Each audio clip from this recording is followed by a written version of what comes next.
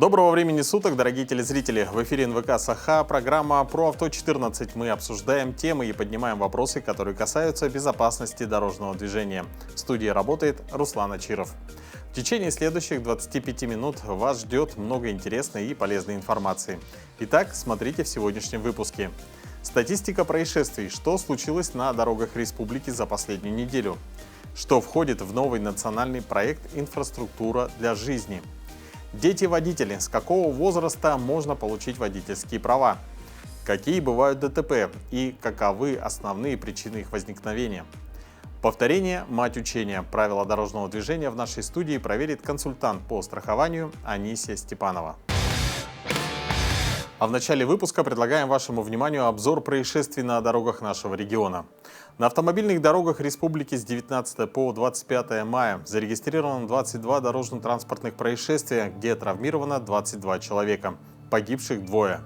Так, 23 мая в поселке Усть-Мая водитель автомобиля Toyota Ipsum без государственных регистрационных знаков не справился с управлением, допустил занос транспортного средства и совершил наезд на велосипедиста. В результате происшествия велосипедист от полученных травм скончался на месте. В ходе проверки у водителя установлено состояние алкогольного опьянения. Возбуждено уголовное дело. В тот же день в Ленске случилось опрокидывание на квадроцикле. Перевернулся ребенок 2013 года рождения, который получил телесные повреждения. А в Вилюйском районе в поселке Кызылсыр совершен наезд на несовершеннолетнего велосипедиста, в результате чего ребенок получил серьезные травмы тела, травматический шок первой степени. 24 мая в поселке Чульман гражданин, управляя средством индивидуальной мобильности, не справился с управлением, в результате чего совершил опрокидывание электросамоката. В результате от полученных травм скончался в реанимационном отделении Нюрнбергской ЦРБ. Госавтоинспекция напоминает, что при использовании СИМ необходимо соблюдать правила безопасности, использовать защитную экипировку, выбирать для катания ровную поверхность, быть внимательным и осторожным, чтобы не наехать на других людей и не нанести им травмы, соблюдать безопасную дистанцию, сохранять безопасную скорость, останавливаться плавно и аккуратно, не пользоваться во время движения мобильным телефоном, наушниками и другими гаджетами, отказаться от управления при недостаточной освещенности в узких пространствах при больших скоплениях людей, а также в местах, где много помех и препятствий. Носить световозвращающие приспособления, чтобы быть заметным. А водителям скутеров и мопедов, которые также очень популярны у молодежи и подростков, мы напоминаем, что для управления этих транспортных средств нужно получить водительские права. Невысокая цена и небольшая мощность вызывают ощущение безопасности передвижения на этих транспортных средствах, но это ошибочно. Невысокая цена и небольшая мощность вызывают ощущение безопасности передвижения на этих транспортных средствах, но оно ошибочно. Статистика аварий и происшествий с участием скутеров и несовершеннолетних водителей показывает, что управлять даже маломощным транспортом без знаний ПДД небезопасно. Даже в сельской среде, ведь для неопытного водителя порой достаточно одной кочки или выбоины, чтобы случилась беда. Поэтому с 2014 года всех водителей мопедов и скутеров обязали получать права. И они понадобятся даже для транспорта с двигателями менее 50 кубов или с электродвигателями малой мощности до 4 киловатт. Если оборудовать велосипед двигателем внутреннего сгорания, то по правилам кататься на нем без прав тоже нельзя. Для езды на мопедах несовершеннолетним, достигшим 16 лет, необходимо иметь водительское удостоверение категории М.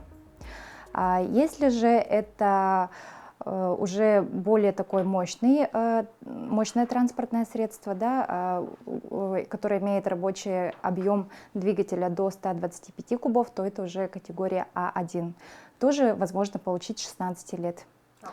Категория А у нас получают совершеннолетние, то есть достигшие 18 лет, для управления уже всеми средствами, всеми видами мотоциклов.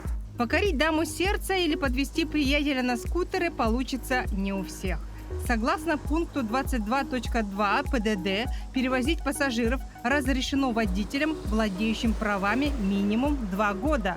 Второе важное ограничение на перевозку – отсутствие пассажирского места.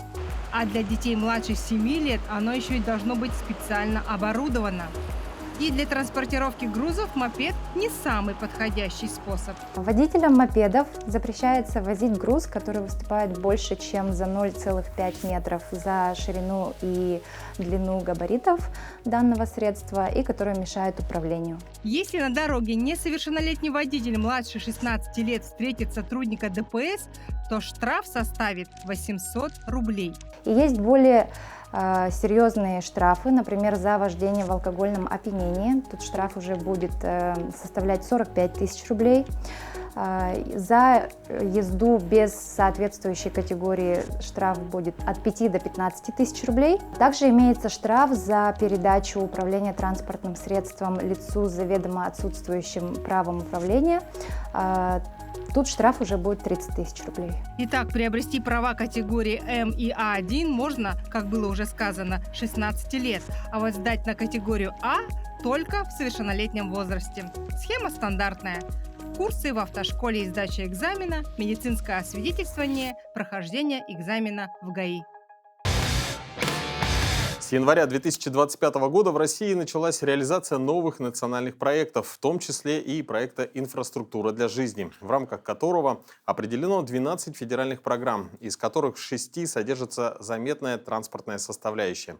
Как будет реализовываться проект, об этом нам сегодня расскажет первый заместитель министра транспорта и дорожного хозяйства Якутии Анатолий Потапов. Здравствуйте.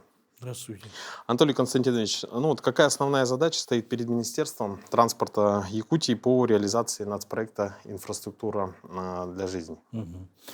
Как вы знаете, с 2019 по 2024 год у нас реализовывался национальный проект «Безопасные и качественные дороги», в рамках которого мы привели порядка 1400 километров в нормативное состояние. Из них 1200 километров – это автомобильные дороги регионального значения и порядка 200 километров – это улично-дорожная сеть города Якутска.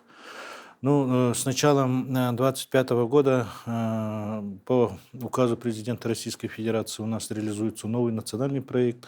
Это «Инфраструктура для жизни». Это новый национальный проект является логическим продолжением национального проекта «Безопасные и качественные дороги», в рамках которого мы реализуем 3 региональных проекта. Это региональная и местная дорожная сеть, общесистемные меры развития дорожного хозяйства и третье – это безопасность дорожного движения. В рамках РМДС, это приведение нормативного состояния региональных и местных автомобильных дорог, мы должны привести в соответствие порядка 1149 километров, это до 30 года, и должны до 88% привести в нормативное состояние автомобильные дороги регионального значения и по улично-дорожной сети города Якутска до 85%.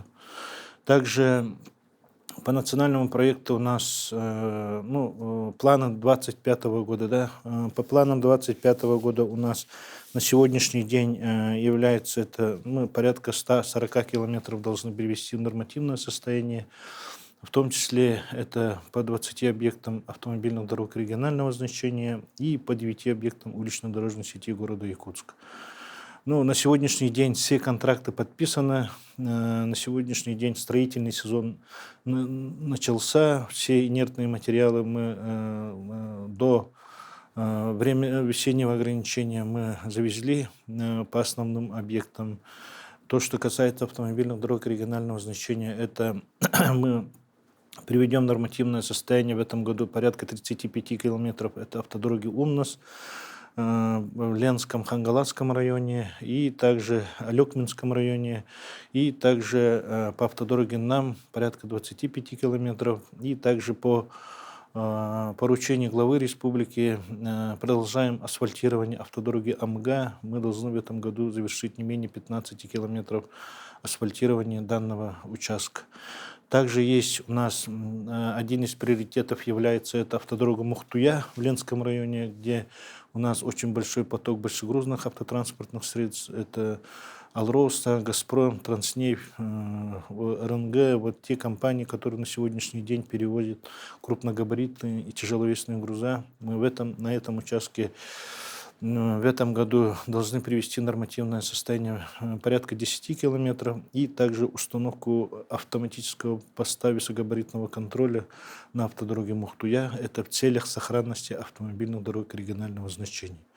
То, что касается улично-дорожной сети города Якутска, на сегодняшний день, как я уже отметил, 9 объектов мы уже законтрактовались. Основные это объекты, это Сергелякское шоссе, это от Кольцевой Гемеина до Ботанического сада, да, до этого участка. И также у нас основные объекты это приведение нормативного состояния, это подъездных путей к многодетным семьям, участкам многодетных семей, это в Хатассе. На сегодняшний день хочу отметить, что ремонтные работы по городу Якутску идут очень хорошими темпами. На сегодняшний день из 13,8 километров мы уже сдали 5 километров, те объекты, которые были переходящие. Это микрорайон Тускул, вот это Бесчагда и Хатынг-Чаран, это вот эти участки мы уже завершили. И также на завершающей стадии у нас находится в Сырдахе, это улицы, которые мы должны в этом году также завершить на завершающей стадии. И основные улицы это у нас Севастопольская, улица Халтурина, и также у нас есть переходящие объекты, как вы знаете, у нас есть перекрытие улиц, это улица Аюнского, которая от улицы Октябрьская до улицы Дежнева мы должны завершить. Поэтому идет планомерная работа. Также у нас мы приводим искусственные сооружения, это мостовые переходы, которые находятся в аварийном, предаварийном состоянии. На сегодняшний день у нас ведутся работы на 5 объектах, которые мы должны вести в этом году. Это в Алекминском районе по автодороге Умнос 3 объекта, Большая Черепаниха, Малая Черепаниха и река Джароху. Вот эти мостовые переходы мы должны в этом году завершить. У нас в этом году завершается на автомобильной дороге регионального значения Устье-Кампендай, это мостовой переход через реку Улахан-Хайдалах. И также 5-й объект, это через реку Вилюй, это очень, протяженность большая, 333,3 погонных метра, это в Мельницком районе по автодороге Набар, этот объект тоже должны в этом завершить. Анатолий Константинович, вот если говорить о федеральных проектах, то в чем разница между нацпроектами «Безопасные и качественные дороги» и «Инфраструктура для жизни»? Новое направление это у нас это приведение нормативного состояния малых агломераций, которых не было с 2019 года. Поэтому мы с этого года начинаем приводить нормативное состояние уличную дорожную сеть малых агломераций. Это под которые подпадают 4 города. Это город Мирный, город Ленск, город Нерингри и город Алдан, которые имеют свыше 20 тысяч населения. В этом году план у нас 12 километров, которые мы должны привести нормативное состояние. На сегодняшний день у нас ведутся уже работы, доведены все лимиты, и на сегодняшний день идет контрактация. В июне мы законтрактуемся и будем заниматься уже строительно-монтажными работами. И до 2027 года у нас выделено порядка 460 миллионов рублей на данные мероприятия. И до 30 года мы должны привести нормативное состояние 85% в нормативе уличной дорожной сети вот этих малых агломераций. Спасибо большое. Я напоминаю, что у нас в гостях был первый заместитель министра транспорта и дорожного хозяйства Якутии Анатолий Потапов. А мы продолжаем. Снижение числа ДТП – одна из основных задач федеральных и региональных органов власти, а также автопроизводителей. Для этих целей улучшают качество дорожной инфраструктуры, устанавливают скоростные ограничения, внедряют в автомобили электронные системы помощи водителю и так далее. И эти действия постепенно приносят свои плоды. Общая статистика по стране улучшается. Но все же, почему аварии происходят и что нужно делать, чтобы снизить риски дорожно-транспортного происшествия? С начала года на территории республики зарегистрировано 253 дорожно-транспортных происшествия, в котором 21 человек погибли и 353 получили ранения различной степени тяжести. В подавляющем большинстве случаев аварии происходят из-за намеренного или случайного нарушения правил дорожного движения, как со стороны водителей, так и со стороны пешеходов. Речь идет о самых разнообразных нарушениях. И одним из злостных считается употребление алкоголя за рулем. По мировой статистике, порядка 35% всех аварий происходит с участием нетрезвых водителей транспортных средств. В Усманском районе водитель, управляя автомашиной без специального права управления, а также находясь в состоянии алкогольного опьянения, совершил наезд на велосипедиста. К сожалению, водитель велосипеда погиб от полученных травм на месте ДТП. Общение за рулем также может стать причиной ДТП. И речь идет даже не про общение по мобильному телефону, а про отправку электронных сообщений, просмотр социальных сетей, использование мессенджеров и других программ. Все это значительно снижает внимательность водителя и приводит к замедлению реакции на опасность. Техническое состояние транспортного средства не так часто становится причиной ДТП, но может привести к очень серьезным последствиям, вплоть до летального исхода. 24 мая, в субботу, на территории Нерюнгринского района водитель электросамоката, не справившись с рулевым управлением, допустил опрокидывание электросамоката и в течение суток погиб в реанимационном отделении Нерюнгринского ЦРБ. Помимо этого, причиной ДТП может стать плохое качество дорожного покрытия, неправильное поведение на дороге пешеходов, плохие условия погоды и многое другое. С удовольствием хочу приступить к нашей постоянной и любимой многими рубрике, в которой горожане проверяют свои знания о правилах дорожного движения. По традиции наш экспресс-тест состоит из 10 вопросов, а сегодня ответит на них финансовый консультант по страхованию Анисия Степанова. Здравствуйте. Здравствуйте. Расскажите, какой у вас водительский стаж? Уже больше 10 лет. Больше 10 лет. Волнуетесь? Как-то не волновалась до этого времени, а потом, когда меня пригласили, я стала что-то мандражировать даже по Мы этому. желаем вам успехов. У нас Спасибо. будет 10 вопросов, Ага, и от вас давайте. нужно будет 10 ответов. Хорошо. Итак, первый вопрос. Разрешен ли вам выезд на полосу с реверсивным движением, если реверсивный светофор выключен? Варианты ответов: разрешен. Второй вариант: разрешен, если скорость автобуса менее 30 км в час. И третий вариант: запрещен. Так, здесь запрещен, точно. Вариант номер 3. Номер 3 запрещен. Принято. Ага. Следующий вопрос. Что запрещено в зоне действия этого знака? Варианты ответов: движение любых транспортных средств. Второй вариант: движение всех транспортных средств со скоростью не более 20 км в час. И третий вариант: движение механических транспортных средств. Инвалидные коляски тут могут, но куда это? Движение механических транспортных средств было, да? Давайте механических транспортных средств возьмем. Вариант номер 3. Принято. Следующий вопрос. Разрешено ли вам обогнать мотоцикл? Вариант ответов: разрешено. Второй вариант: разрешено, если водитель мотоцикла снизил скорость. И третий вариант: запрещено. Так, тут разрешено. Вариант номер 1. Принято. Следующий вопрос. В каком случае вы имеете преимущество? Вариант ответов: только при повороте направо. Второй вариант: только при повороте налево. И в обоих перечисленных случаях. Направо. Первый Только вариант. при повороте направо. Вариант номер 1. Принято. Следующий вопрос. Информационная световая секция в виде силуэта пешехода и стрелки с мигающим сигналом бело-лунного цвета, расположенная под светофором, информирует водителя о том, что... Варианты ответов: на пешеходном переходе, в направлении которого он поворачивает, включен сигнал светофора, разрешающий движение пешеходам. Второй вариант: на пешеходном переходе, в направлении которого он поворачивает, включен сигнал светофора, запрещающий движение пешеходам. И третий вариант: он поворачивает в направлении пешеходного перехода. Первый вариант, скорее всего. Вариант номер 1. Угу. Так, следующий вопрос. Какой из указанных знаков устанавливается в начале дороги с односторонним движением? Варианты ответов: только А, только Б, Б или Г. И четвертый вариант: Б или В. Прямой Б. Только Б. Только Б. Вариант номер 2. Принято. Следующий вопрос. При повороте направо вы имеете право проехать перекресток первым, должны уступить дорогу только пешеходам. И третий вариант: должны уступить дорогу автомобилю с включенными проблесковым маячком и специальным звуковым сигналом, а также пешеходам.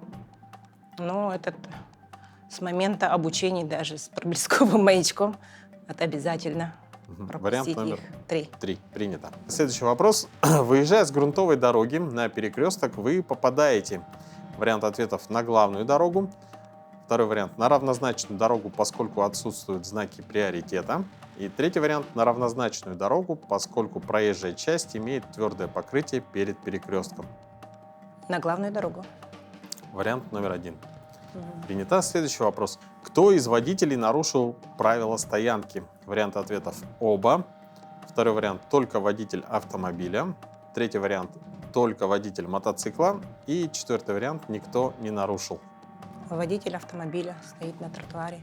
Водитель автомобиля, вариант номер 2. Принято. Следующий вопрос. По какой полосе вы имеете право двигаться с максимально разрешенной скоростью вне населенных пунктов? Вариант ответов: только по правой. Второй вариант: только по левой. И третий вариант: по любой. Если даже машин нет, лучше стоит с правой стороны придерживаться. Только по правой. По правой. Вариант номер 1 принято. Итак, это был последний вопрос. А результаты проверит преподаватель ПДД, эксперт Анастасия Бушуева. Добрый вечер, уважаемые телезрители. Итак, проверим знания по правилам дорожного движения Анисию. Итак, первый вопрос. Разрешен ли вам выезд на полосу с реверсивным движением, если реверсивный светофор выключен? При выключенных реверсивных светофорах, конечно, полосу занимать запрещается. Поэтому здесь ответ был правильным. Запрещен. Ура! Второй вопрос. Что запрещено в зоне действия этого знака? Здесь у нас установлен знак 5.33, пешеходная зона, где начинается территория для пешеходов и приравненных к ним лиц. Поэтому здесь запрещено движение именно механических транспортных средств. Механическое транспортное средство – это транспортное средство, приводимое в движение двигателя. Ответ 3. Здесь ответ был правильным. Разрешено ли вам обогнать мотоцикл, но вы здесь допустили ошибку? Да, здесь у нас перекресток равнозначный, и в равнозначных условиях всегда работает помеха справа. Если мы сейчас пойдем на обгон, мы не успеем уступить дорогу транспортным средствам, которые приближаются справа. Поэтому здесь ответ 3. Запрещено. Да? Следующий вопрос. В каком случае вы имеете преимущество? Здесь вы тоже допустили ошибку. Перекресток у нас равнозначный, а в равнозначных условиях также работает правило правой руки. Куда бы мы повернули, мы имеем преимущество и при повороте направо, и при повороте налево. Ответ будет 3 в обоих перечисленных случаях. Следующее. Информационная цветовая секция в виде силуэта пешехода и стрелки мигающим сигналом бело-лунного света, расположенная под светофором, информирует водителя о том, что здесь направление стрелкой указывает на пешеходный переход, где светофор разрешает движение пешеходам. Поэтому ответ здесь был правильным. На пешеходном переходе, направлении которого он поворачивает, включен сигнал светофора, разрешающий движение пешеходам. Какой из указанных знаков устанавливается в начале дороги односторонним движением? Мы здесь сразу вы правильно ответили. Знак 5.5. Мы говорим отличник, да? Дорога односторонним движением – это знак Б. При повороте направо вы. Здесь у нас оперативник включил проблесковый маячок и специально звуковой сигнал. И они отступают от ряда требований, правил, поэтому мы им обязательно уступаем и, конечно же, пешеходов не забываем. Ответ был правильным. Выезжая грунтовой дороги на перекресток, вы попадаете. Здесь у нас работает правило. Дорога с твердым покрытием по отношению к грунтовой, твердая дорога будет главной, поэтому мы выходим на главную дорогу. Ответ 1, и ответ был правильным. Кто из водителей нарушил правила стоянки? Здесь у нас легковой выехал на тротуар, где отсутствуют знаки, никаких знаков нету, а он выехал на тротуар, значит, он нарушитель. А мотоцикл, у нас здесь работает правило. От сплошной линии до остановившимся транспортным средством должно быть 3 метра. Но это правило работает именно до сплошной линии. Но у нас разметка прерывистая. Если мы остановились на краю проезжей части, мы прерывистую линию можем объехать. Поэтому здесь мотоцикл правильно стоит, потому что разметка у нас прерывистая, правило не работает. Поэтому здесь нарушитель только водитель автомобиля. И здесь ответ был правильным. По какой полосе вы имеете право двигаться максимально разрешенной скоростью вне населенных пунктов? У нас действие происходит вне населенного пункта при пустой полосе, по левой полосе, мы вне населенного пункта должны двигаться только по правой полосе. Ответ был правильным, только по правой вне населенного пункта. Итак, у нас Анисия допустила 2 ошибки, но я понимаю, что вы сейчас все было понятно. Да. И я хочу обратиться к водителям, уважаемые водители. Соблюдайте правила дорожного движения. От вас зависит судьба других участников дорожного движения. Дорогие друзья, не забывайте о правилах дорожного движения. И пешеходы, и водители, вы должны себя защитить в первую очередь, купив себе, например, страховые продукты, при этом защитить свое здоровье и жизнь. Будьте счастливы и здоровы. Вот и подошла к концу наша передача. Дорогие телезрители, будьте бдительны, соблюдайте правила дорожного движения и берегите себя. До новых встреч!